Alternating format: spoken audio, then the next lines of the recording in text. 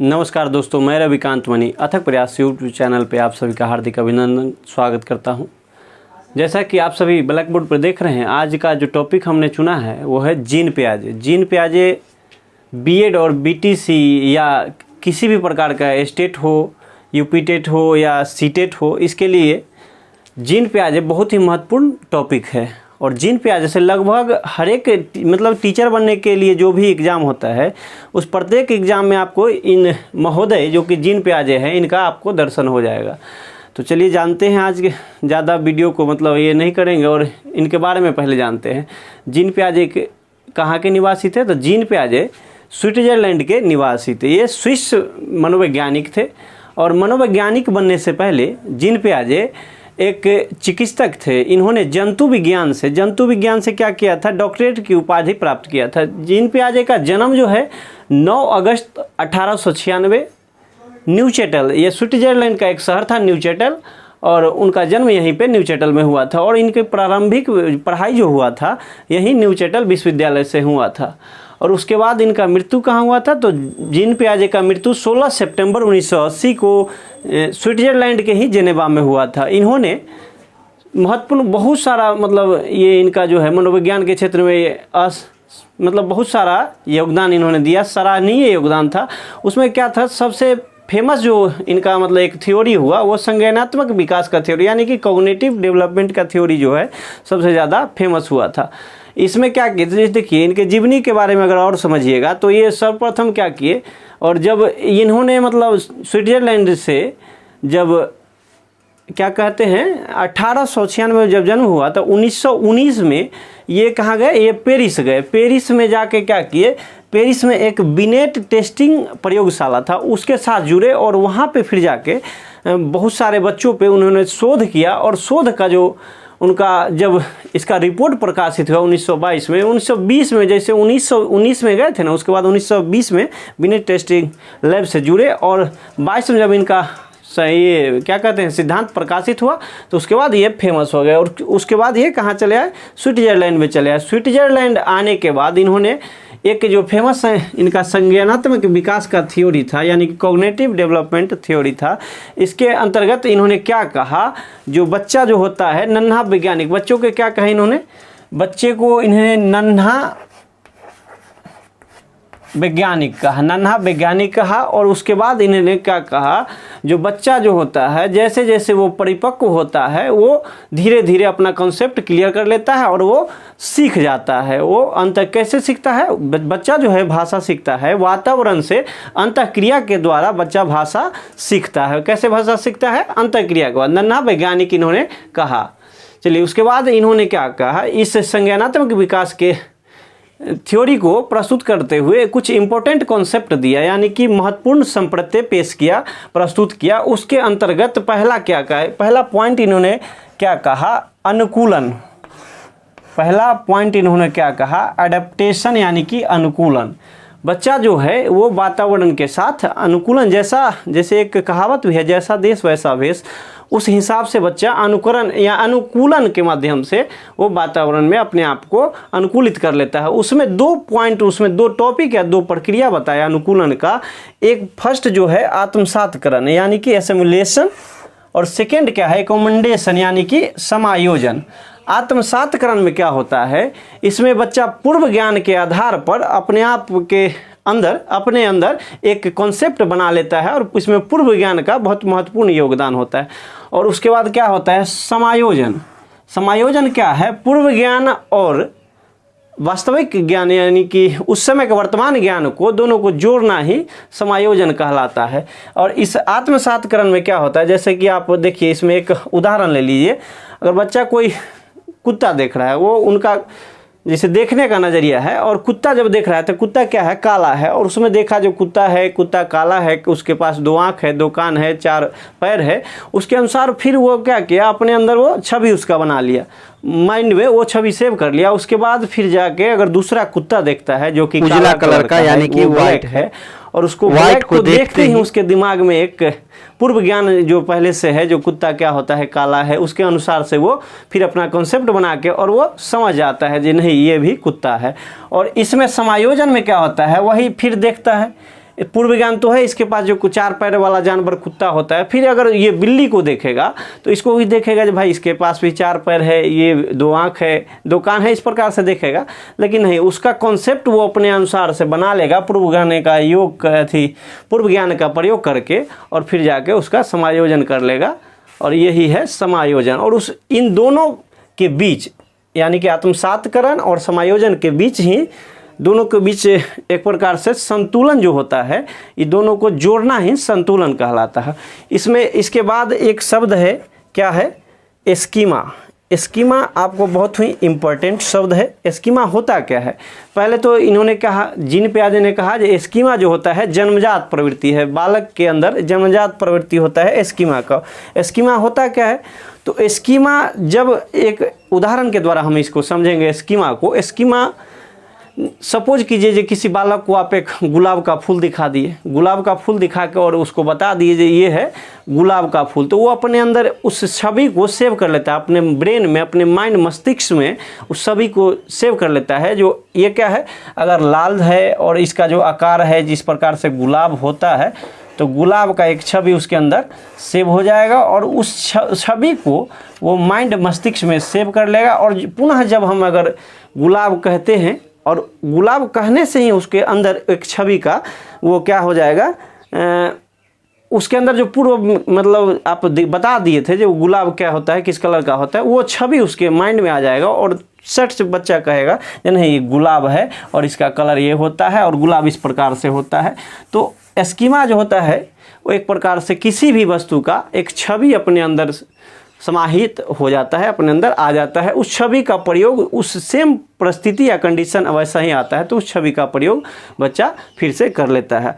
और संगठन क्या होता है, इसमें ही एक और टॉपिक है संगठन। संगठन एस्कीमा को पुनर्व्यवस्थित करने का एक प्रकार है जिसको कि संगठन कहते हैं।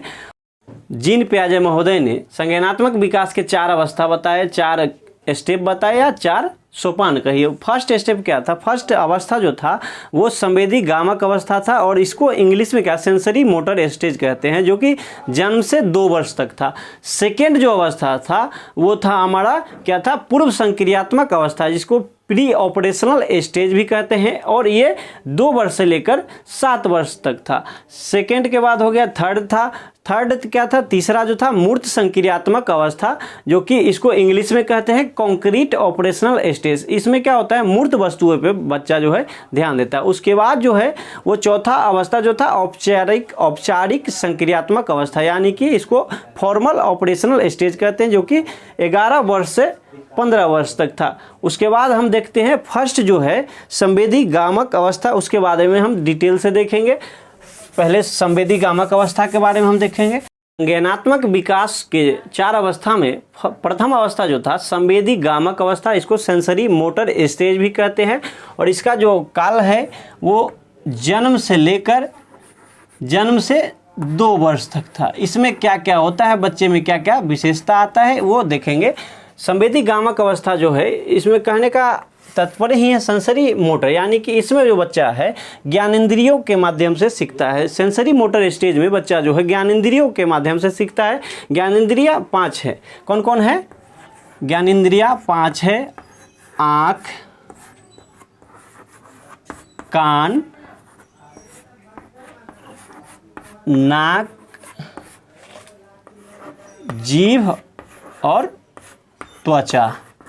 इन 5 के माध्यम से बच्चा जो है, जैसे देखिए, आँख से देख करके सीखेगा, कान से सुन करके, नाक से सूंघ करके, और जीभ से उसको महसूस करके, जीभ से उसका स्वाद चखेगा, और त्वचा से उसको महसूस करके, इन तमाम ज्ञानेंद्रियों के माध्यम से बच्चा सेंसरी मोटर स्टेज में सेंसरी ऑर्गन के द्वारा ये सीखता है। इसमें क्या है, एक चीज़ जो है वस्तु स्थायित्व का गुण आ जाता है, यानी कि बच्चा अपने अंदर, मस्तिष्क के अंदर छाप बनाना शुरू कर देता है। उसके बाद जीन पियाजे ने संज्ञानात्मक विकास के थ्योरी में सेकेंड स्टेज जो बताया और सेकेंड अवस्था जो बताया वो पूर्व संक्रियात्मक अवस्था, इसको क्या कहते हैं, इंग्लिश में प्री ऑपरेशनल स्टेज कहते हैं, जो कि 2 वर्ष से लेकर 7 वर्ष तक चलता है। और इसमें क्या क्या गुण आता है, क्या क्या गुण नहीं आता है, ये सब को डिटेल से हम देखेंगे।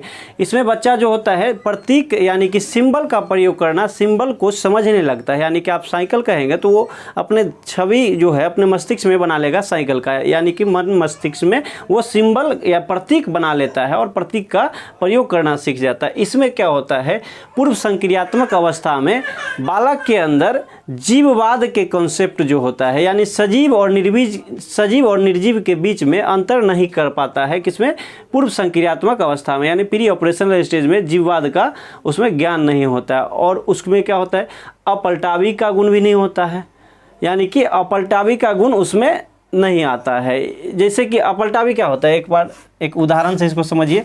अगर 6 + 4 उसको 10 बताएं और वही चीज़ अगर उसको उलट दे, यानी 4 + 6 अगर बता दे तो वो नहीं बता पाएगा जो क्या हुआ 4 + 6, यानी कि वो उलटना पलटना शब्दों को नहीं जान पाता है। पूर्व संक्रियात्मक अवस्था, उसमें क्या, मुद्रा संप्रत्यय का कॉन्सेप्ट विकसित नहीं होता है। मुद्रा संप्रत्यय का कॉन्सेप्ट है, उसमें क्या होता है, बच्चा जो होता है अगर 2000 का एक नोट दे दीजिए और वही 2000 का अगर सिक्का अगर रख दीजिए तो वो सिक्का को ही उठाएगा, क्योंकि वो समझ नहीं पाता है मुद्रा संप्रत्यय, इसका कॉन्सेप्ट वो नहीं समझ पाता है। जो मुद्रा कौन सा, यानी 2000 का नोट और 2000 का सिक्का, दोनों का जो है वो वैल्यू समान होता है, लेकिन वो समझ नहीं पाता है इस अवस्था में।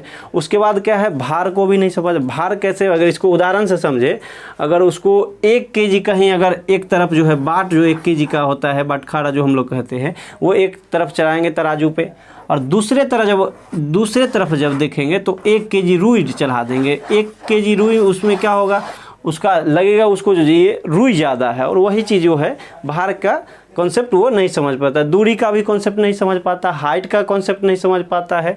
और उसमें एक और गुण जो होता है संरक्षण के बारे में आप समझिए। अगर एक 250 ml का ग्लास है जो जिसमें कि 250 ml पानी आएगा, और सेम उसको एक को चौड़ा बना देते हैं, एक को यहाँ दिखाते हैं क्या, एक को अगर चौड़ा बना देते हैं, ये ग्लास है ये चौड़ा है, और एक सेम 250 ml मतलब आने वाला पानी, इसमें भी 250 ml आएगा, उसको लंबा बना देते हैं, तो वो इसको नहीं समझ पाएगा जो ये दोनों में समान है मात्रा, लेकिन वो हमेशा लंबा वाला को ही वो कहेगा जो इसमें ज़्यादा है, जबकि दोनों में समान होता है। इसका वो संरक्षण का कॉन्सेप्ट जो उसके अंदर नहीं होता है। इस पूर्व संक्रियात्मक अवस्था में जो बच्चा जो होता है ईगोसेंट्रिज्म, यानी कि अहम केंद्रित होता है, वो अपने आप को ही मतलब सर्वश्रेष्ठ मानता है, और वो जो चाहता है, वो जो सोचता है वही सही मानता है।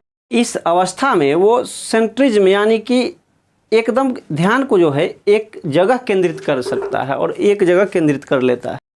जीन पियाजे के संज्ञानात्मक विकास के 4 जो अवस्था था, उसके अंतर्गत हम तीसरा अवस्था देखते हैं। तीसरा अवस्था कौन है, मूर्त संक्रियात्मक अवस्था, जो कि 7 वर्ष से लेकर 11 वर्ष तक होता है। और इसको इंग्लिश में क्या कहते हैं, कॉन्क्रीट ऑपरेशनल स्टेज इंग्लिश में कहते हैं। और मूर्त संक्रियात्मक अवस्था में क्या होता है, बच्चे चिंतन करने लगते हैं, बच्चे जो है चिंतन करने लगते हैं, और वो चिंतन जो होता है वो अज्ञानात्मक तर्कना होता है, हाइपोथेटिकल थिंकिंग हो जाता है। इसको अगर उदाहरण के तौर पर देखेंगे, वो तो पहले उदाहरण को समझता है और उसके बाद उसको नियम, अज्ञानात्मक क्या होता है, इसको आगमन विधि भी आप पढ़े होंगे, तो आगमन विधि में क्या होता है, पहले उदाहरण बताया जाता है, उसके बाद नियम की ओर ले जाया जाता है। अगर इसको देखेंगे तो इसमें उदाहरण एक एग्जाम्पल दे सकते हैं। बच्चों को अगर हम कॉन्सेप्ट अगर बताते हैं जो बच्चा हमारे लिए पेड़ क्यों महत्वपूर्ण है, तो वो हमको आंसर दे देगा, जो पेड़ हमको ऑक्सीजन देता है और इसके लिए पेड़ हमारे लिए महत्वपूर्ण है, और इसको वो समझने लगता है, चिंतन करने लगता है। इसमें क्या होता है, मूर्त संक्रियात्मक अवस्था में, इससे पहले जब हम प्री ऑपरेशनल स्टेज पढ़े थे, यानी कि पूर्व संक्रियात्मक अवस्था, तो उसमें बच्चे के अंदर जीववाद, अपलटावी, क्रमबद्धता, मुद्रा, भार और संरक्षण का जो है कॉन्सेप्ट नहीं विकसित हो पाता है। और इस मूर्त संक्रियात्मक अवस्था में वो सारी जो कॉन्सेप्ट, वो सारा कॉन्सेप्ट, जो सारा संप्रत्यय जो कि प्री ऑपरेशनल स्टेज में जो नहीं था विकसित, वो सब इसमें विकसित हो जाता है। इसमें क्या होता है, वो सजीव निर्जीव के दोनों में फर्क करने लगता है, सजीव और निर्जीव में। और अपलटावी का गुण जो उदाहरण देके हम समझाए थे पीछे, और उसको भी समझने लगता है। क्रमबद्धता, क्रम को समझने लगता है, बड़ा छोटा को समझने लगता है। मुद्रा संप्रत्य यानी कि इसमें पैसे को पहचान लेगा, जो नहीं 2000 का अगर नोट है और 2000 का सिक्का है तो दोनों का वैल्यू समान होगा। भार भी वो समझ जाएगा, जो भार सेम है वो आकार में भिन्न भिन्न होगा, उसको उसके दरम्यान के अनुसार। जीन पियाजे के संज्ञानात्मक विकास में चौथा अवस्था जो है औपचारिक संक्रियात्मक अवस्था है, और इसका जो है वर्ष जो होता है, आयु जो होता है 11 वर्ष से 15 वर्ष, और इसको इंग्लिश में फॉर्मल ऑपरेशनल स्टेज भी कहते हैं। यह क्या है? संज्ञान का सर्वोच्च अवस्था है। इसमें जो है संज्ञान क्या होता है? संज्ञान यानी कि किसी चीज़ का जानकारी, किसी चीज़ का हमको एहसास, जानकारी होना, और इस संज्ञान का सर्वोच्च अवस्था है। इसमें अमूर्त चिंतन करता है। इसमें जो चिंतन करता है बच्चा, वो अमूर्त चिंतन करता है, और इसमें निगनात्मक बातों पे वो निगनात्मक तर्क ना करता है, यानी कि पहले नियम उसके बाद वो उदाहरण उसको समझाएगा। और इसके अंतर्गत जो है औपचारिक संक्रियात्मक अवस्था, ये चौथा अवस्था है। और इसमें क्या समझ लिए? अमूर्त चिंतन की ओर बढ़ता है, यानी कि किसी चीज़ को, जो इससे पहले जो हम पढ़े थे उसमें क्या था, कॉन्क्रीट ऑपरेशनल स्टेज में उसमें क्या था, मूर्त चीज़ों को देख के तब जाके तर्क और अपना सोचता था। लेकिन इस अवस्था में वो अमूर्त चिंतन और करने लगेगा, अमूर्त चिंतन करने लगा। इसके बाद हम देखते हैं, और ये चारों अवस्था को जब देख लिए तो उसके बाद देखिए क्या हुआ था। जीन पियाजे ने अपने ही बच्चों पे प्रयोग किया था, इसके चलते उनकी आलोचना भी हुई, और आलोचना के तहत उनको क्या कहा, उनको आलोचना में कहा गया जो उनको अपने बच्चे पे प्रयोग नहीं करना चाहिए था।